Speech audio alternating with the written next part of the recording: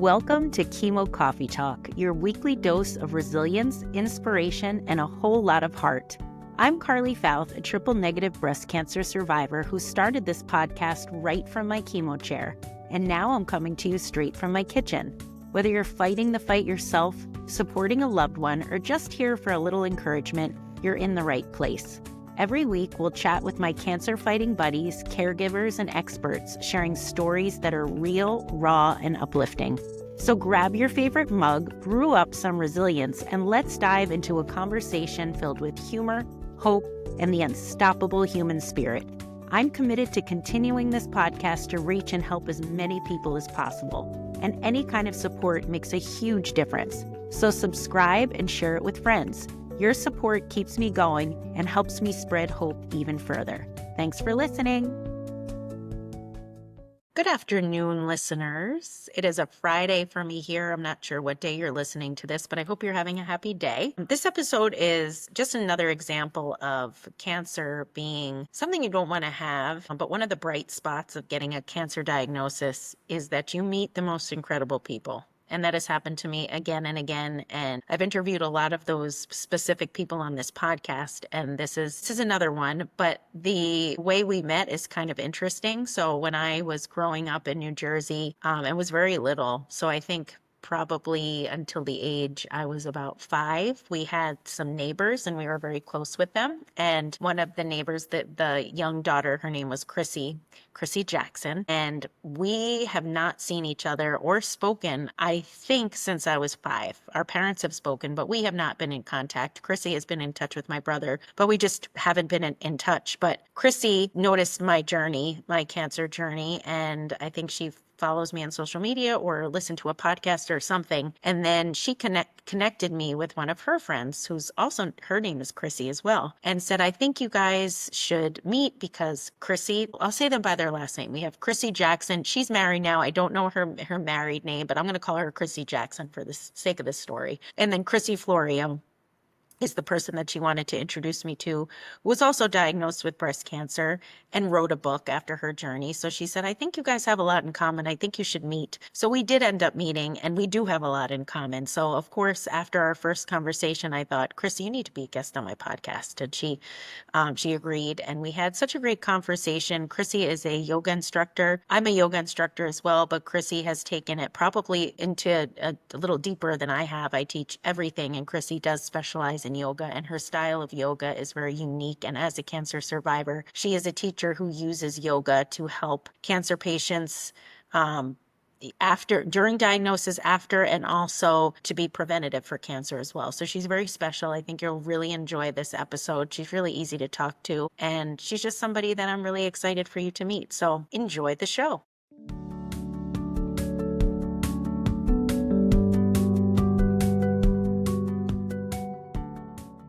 Hello, everyone. Welcome to another episode of Chemo Coffee Talk. Today's guest is kind of interesting because we were introduced by a childhood friend who I actually have not seen or spoken to for about 30 years, but she reached out to me because she has a friend who she thought would be a great person for me to talk to. And I'm so glad she did reach out because I feel like I made a new friend. We talked once and I felt like I've known her forever. So today I have Crissy Florio joining me all the way from Florida. Thank you for being here, Crissy. Yeah, I'm so excited.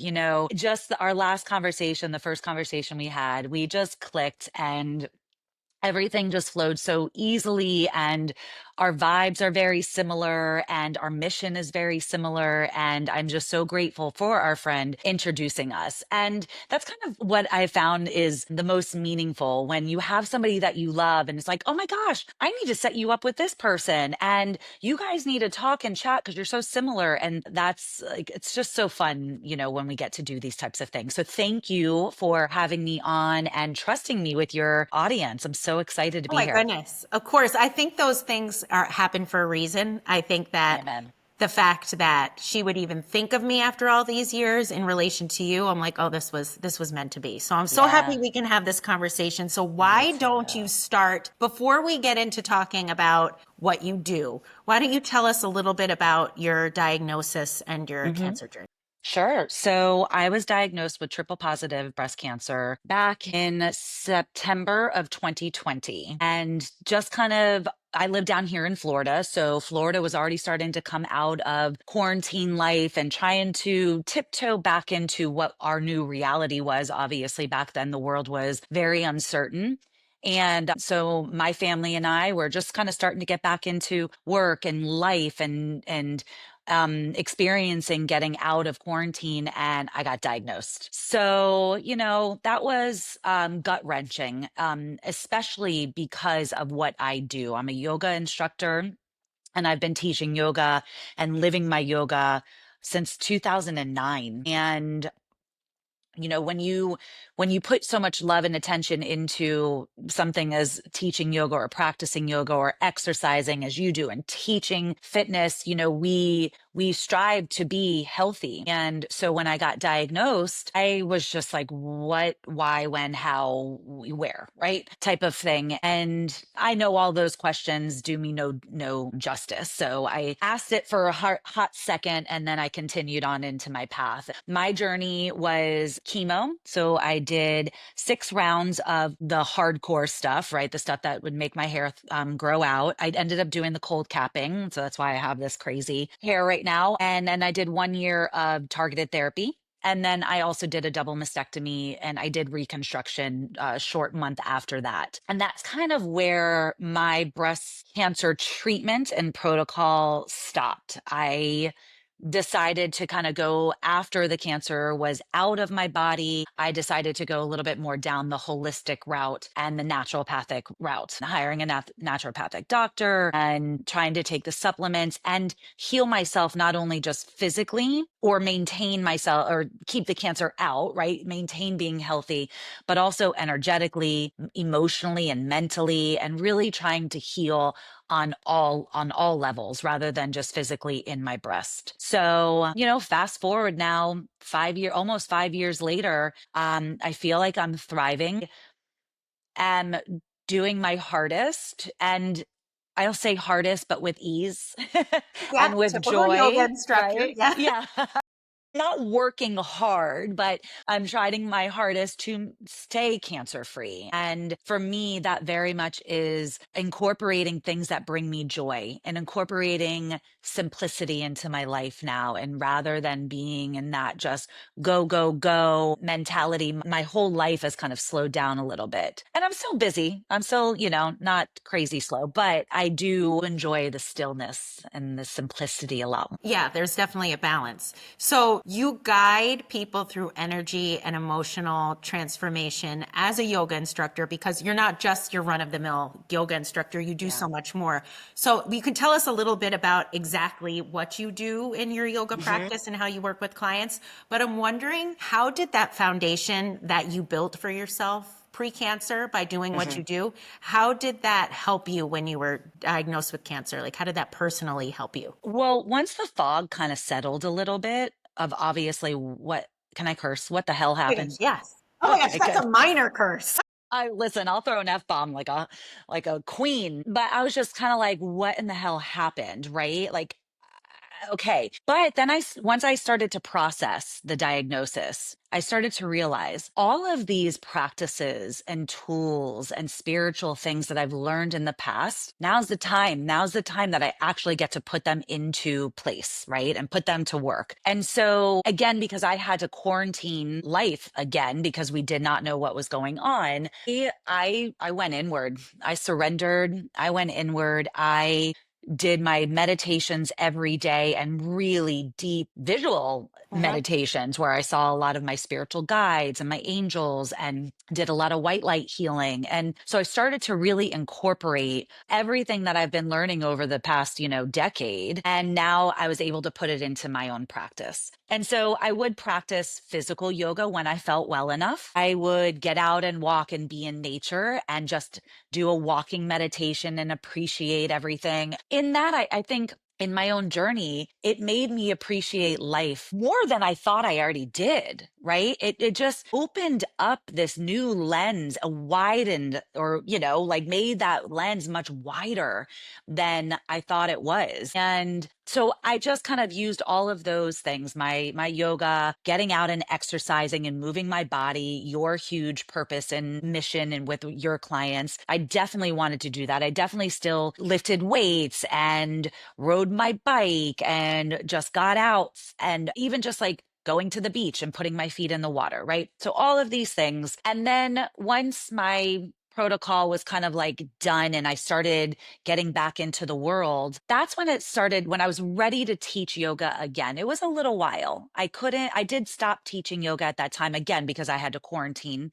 But Hmm. also, I couldn't give my energy out to anybody else. I needed to really hone in on my energy for healing. So I did stop teaching for a while. And it was probably one full year that I actually stopped from the moment I was diagnosed to when I started teaching again. And then I started to realize my teaching was changing. Hmm. The way I carried myself was changing. How I spoke was changing. And then it just naturally turned into how I teach now. And I always knew I was a great instructor because I'm personable. I can pick up on people's energy.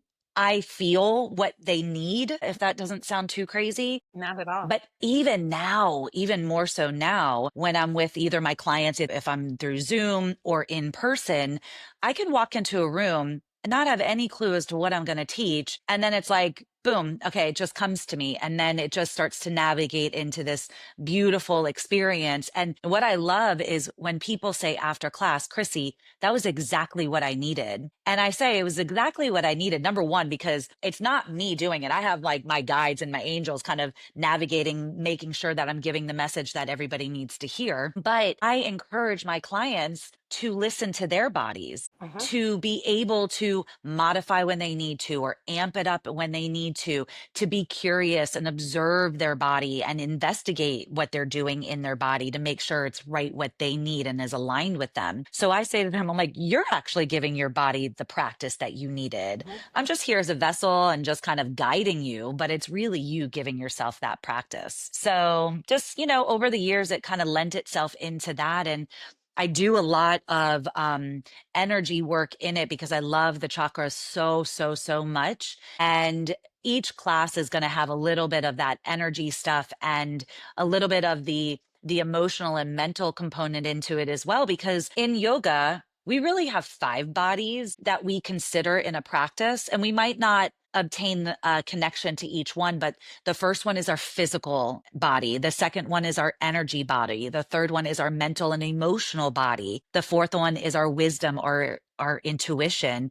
And the fifth one is our bliss, like the ultimate divine. So, we can kind of work with the first three in a yoga practice and then hopefully open the students up to a little bit more of that the intuitive hits, that intuition connection, and then ultimately into the divine, that I bliss love body. that you talked about the authenticity as a teacher because I think too that when you go through a journey like we have gone through, it does make you more authentic or gives you a little more confidence in being authentic. And I think when you are an authentic teacher or instructor, you give other people permission to be themselves as well. So they may be thinking that you said exactly what they needed to hear, but it was almost like they were allowing themselves to hear it because they were opening. It's like an energy share because I'm bringing Yeah. energy as well. And I also love the fact that because very similar to you, you were able to use all the tools that you have learned and you have been teaching people, which you knew to be true. You knew they worked. But Yeah. then when you had to go through something like this, it allowed you to be able to use that to heal yourself. And I found the same thing with my fitness and my whole 15-minute minute method was I knew it worked, but I had never had to use it. So when I had to use it, it was like, wow, this is You're like, oh shit, this yeah, does I was really like, this work. is wow, I was really smart. But it made me feel like even more connected to it. So it makes me a better instructor because I have the experience. So Oh, I, absolutely. You yeah, can't teach something that you don't practice, correct. right? So even Correct. if I couldn't be the type of yoga instructor that I am, and just I don't even know what else I could call myself because I'm more than a yoga instructor, So right? I tell us a feel little bit about what makes you, because I wanted to get into that too, because that is what I like about you. And I mean, I like a bunch of things about you, but that's what I find so interesting about you. Like when I go on your website and speaking to you, that Mhm. you're not the run of the mill Yeah. yoga instructor. You're so much more. So why don't you tell us a little bit about exactly what you do for cancer patients and just for the general public as well? Yeah, well, once I got through everything, I decided, okay, I need to do something with this. I need to help people through this, or even also help myself understand the body even more, Right. right? So I did go and get some more certifications for yoga for cancer recovery, yoga and the lymphatic system, which I'm become like a huge lymph nerd. It is just one of the coolest systems of the body, I think. Yoga and myofascial release and yoga and traditional Chinese medicine. So I just first of all, I go whichever way my heart aligns with, right? And those things definitely aligned immediately. And I just, the way that I look at our bodies is not just physical, right? So, how can we support our bodies, whether you are post cancer and you're trying to figure out life afterwards and trying to minimize recurrence and the fear of recurrence, or pre cancer, and hopefully you never get it, but 1 in 8 women, it's likely. Uh-huh. Unfortunately, how can I empower and inspire and educate more women, primarily, but men as well, to live a life of prevention, to live a life that you're so connected and you love yourself so much that you're willing to let go of bad habits. You're willing to get out and move your damn body. You're willing to, do things that educate yourself and inspire yourself to live the life that you deserve so that hopefully you're never in that position. Or if you are, if you do wake up one day and you are in the position of hearing those words, you have cancer or you have heart disease or, any other type of trauma, it doesn't have to necessarily just be cancer. If you are living in a body that is adaptable, that is somewhat quote unquote strong and healthy and you're a happy person and you can not be so stressed, then guess what? Whatever is thrown your way, you're going to be able to move through it with a little bit more grace and a little bit more ease than if you are just sitting on the couch and eating that bag of Doritos, which I love Doritos, by Yeah. the way. So, well, I listen every now and then. But the truth is, right, is if you make yourself a priority, God forbid something does happen to you, you will be able to get through it. You will be able to be in the same shoes that we are because you're going to put yourself in that position where I'm going to fight to heal. I'm going to let my body do its job and heal. And I don't love the word fight, but every now and then we need to use it. But I am going to do what I need to do to really bring my body back into that harmony and bring my body back into alchemy, right? And just be able to heal. And that's what when I decided to really create my own business, harmony just felt like such a beautiful, peaceful, but yet empowering and strong word to me. And that is where we heal. When our body, all five bodies, are in that place of harmony and in balance, then we can heal. And so all the things that I do now have that essence behind them, all with a yoga background, right? And a Uh-huh. yoga Uh-huh. foundation. And so when I work with my clients one on one, I have clients that could be like, Crissy, I am ready for a Crissy flow. Give me the power. We can do everything from a vinyasa flow to inversions and arm balances to Pilates. And I can really give them some really awesome, empowering things to do. Some days they come to me and they're like, I have zero energy.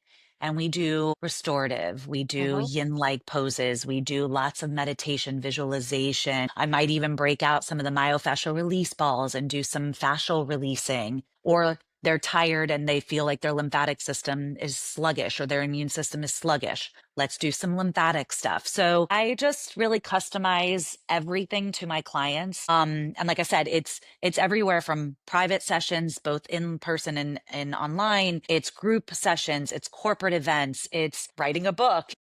Yeah. Hopefully, doing more on my YouTube channel and doing more speaking engagements because I love getting the word out of how powerful our bodies are. And our bodies are meant to heal, plain and simple, but they have to have the right environment to do so. And And I that's what and the mission is. yeah, and when you were speaking, something came to me that really hasn't come to me before, because I know you said you work with people in regards to cancer prevention. And I think that's like a super important thing to say. I think a lot of people think that if you work out and you eat right, that's going to help prevent cancer from hitting you. It can, but there's Mhm. also, like you and me did everything right, and we still got cancer. So I think it's really key to really communicate like you did, that getting in tune with your body, yes, it may prevent you from getting cancer, but it's going to help you be able to fight whatever comes your way, because nobody escapes. So Yeah, like yeah, almost like a training for whatever's going to come down your road, because something is going to come down your road. So that's why it's absolutely. so important. And I do believe that that positivity, not toxic positivity, but the positivity of that inner self-confidence to know that you can get through hard things and you know yourself so well is one of the ways you can get through a diagnosis and come out the other side and feel like you and I feel, that there is a part of it that is something to be grateful for. Like, not Yeah, grateful yeah, for cancer, but we're grateful for what the experience has taught us. But I think you have to be open to that. And that work comes before the diagnosis. yeah. It's not too Yeah, late that's the once you mental and the do it. emotional. Yes. Exactly. It's you have to heal on all levels, right? Mind, body, heart, and soul.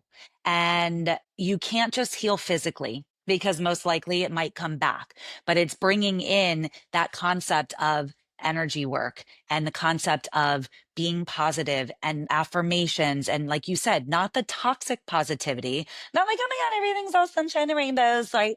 Not that, but knowing the difference of when you are starting to feel like those negative vibes, or your mind is just going down that rabbit hole of hell of all the things that could happen. It's like stopping yourself, being aware of when that's starting to happen, stopping yourself and then taking a different route, right? Like shifting your mindset to be like, okay, well, this is not serving me right now. You know what? I'm going to get outside. I'm going to go for a walk. I'm going to regulate my nervous system and I'm going to reroute, Hmm. because that is not going to serve me at all. Right. Like, because your mind is very powerful and it can keep you down in the dumps or it can pull you out, but you have to know how to pull yourself out also the right way. It's not just thinking, you got to make it safe in your body too. You have to learn of when you are living in that stressed fight or flight state of your sympathetic nervous system and how it feels when you are really relaxed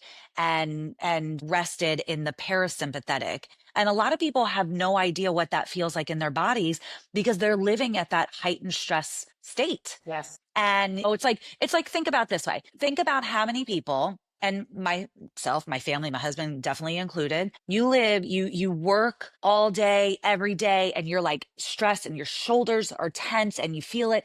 And then guess what? You go on vacation and you're like, vacation feels so good. Guess what? Because that is two parts of your nervous system.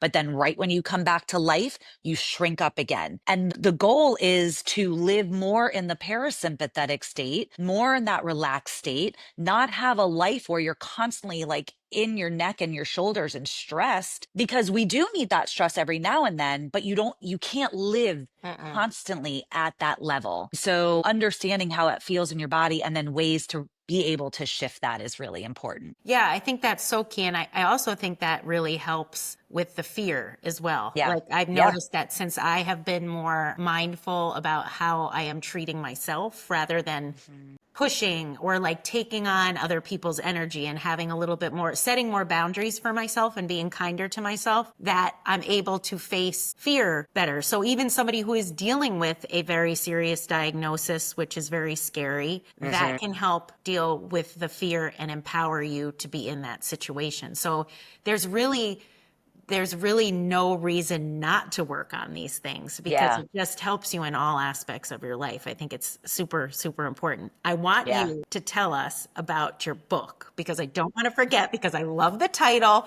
So tell us about your book and the awesome title. Okay, so my book is, I'm going to hold off on the title for just a Okay. second. My book is not a memoir. It is not all my story.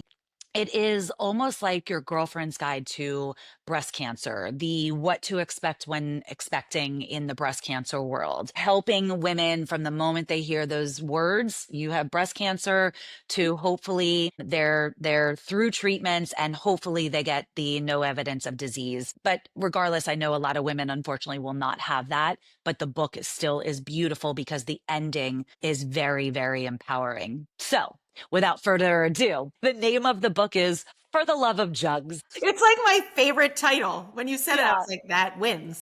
I know, I know. It's funny, it's light, and there's a lot of that lightness in the book. So yes, it's For the Love of Jugs, a breastie's guide, creating grace and ease in your breast cancer journey. And my story is certainly woven into it, making the book very relatable because I've walked the fire. But there is a lot of tools, tips, suggestions in there, opportunities to heal with journal prompts and, checklists for surgery or for chemo, stories of my friends because I didn't do radiation. So in the chapter of radiation, these are stories from some of my friends that were so kind to share their stories and give their, ways that they went through things and their offerings. And then there's also opportunities to learn more about like holistic healing and how can you integrate holistic healing in with your traditional care, right? Or your conventional care, excuse me.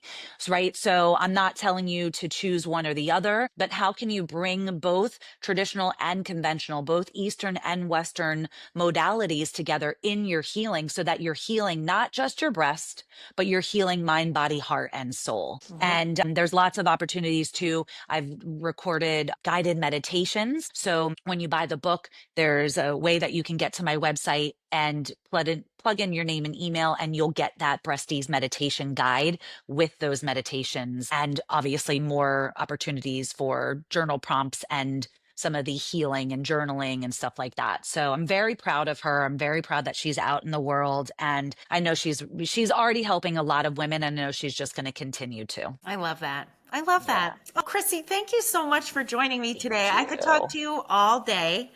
We'll I just have to think do that, this again. yes, we'll have a part two.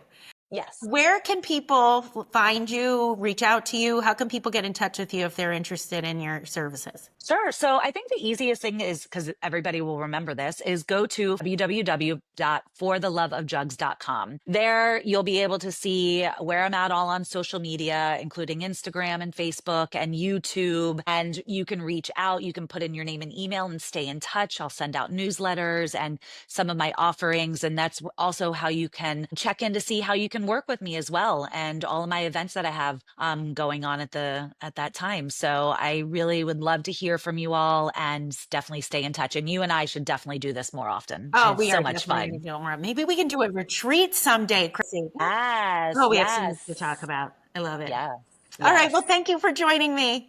Thank you so much. All right. Bye, Mwah. everyone. Thank you. Thanks for joining me today on Chemo Coffee Talk. I hope this conversation left you feeling inspired, uplifted, and a little more connected. Don't forget to subscribe, share this episode with someone who might need it, and leave a review. It helps me reach more people looking for hope and resilience. And remember, no matter what you're facing, you're never alone. Until next time, take care of yourself and keep moving forward.